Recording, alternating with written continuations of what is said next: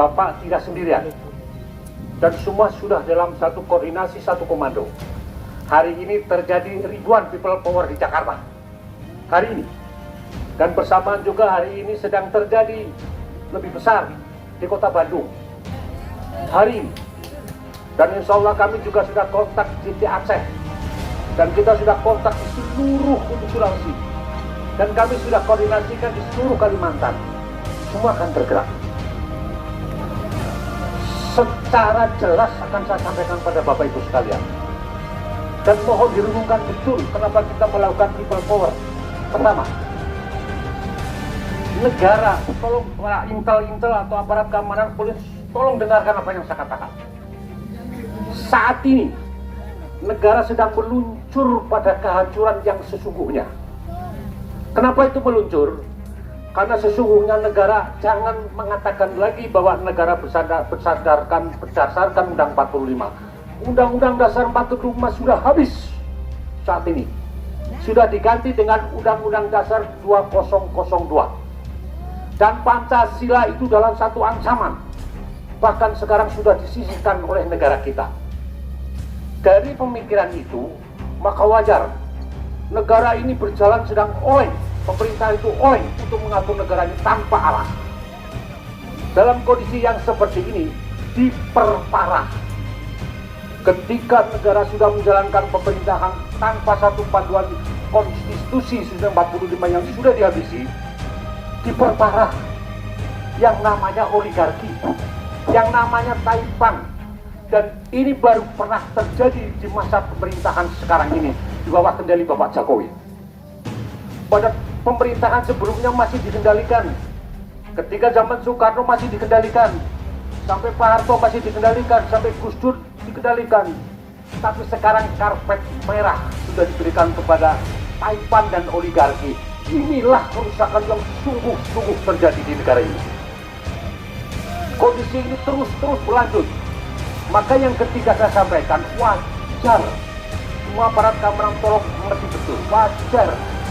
Masyarakat sudah merasakan betul keadaan yang seperti ini. Lah ketika masyarakat sudah tahu kondisi seperti ini, maka kita ingatkan pada pemerintah, hei pemerintah, jangan melakukan pemerintahan dengan cara ugal-ugalan. Jangan negara ini diserahkan pada para taipan dan para oligark yang mereka hanya mengelola negara sumber daya alam untuk kelompok mereka. Maka kalau kemarin ada gangguan yang coba-coba akan menghentikan atau menggagalkan pertemuan ini, akan sangat fatal. Kalau Solo itu redam, semua redam. Kalau Solo itu melemah, semua melemah. Tapi alhamdulillah, jangan membaca berapa yang hadir, tapi ini akan menjadi wacana nasional dan mungkin kajian Bapak akan terbaca secara internasional. Paling tidak akan menggugah semua gerakan people power. Apakah people power sah? Tidak. Sama sekali tidak. Dan sekarang jalan satu-satunya keluar kalau memang pemerintah ini bandel. Kalau pemerintah ini terus ugal-ugalan, tidak ada jalan lain selain people power. People power itu sama dengan maknanya revolusi. Jangan dimaknai makar, salah. Tapi yang namanya people power dan revolusi adalah mengembalikan tatanan negara kembali pada aturan konstitusi yang benar, yaitu kembali pada Undang-Undang Dasar 45.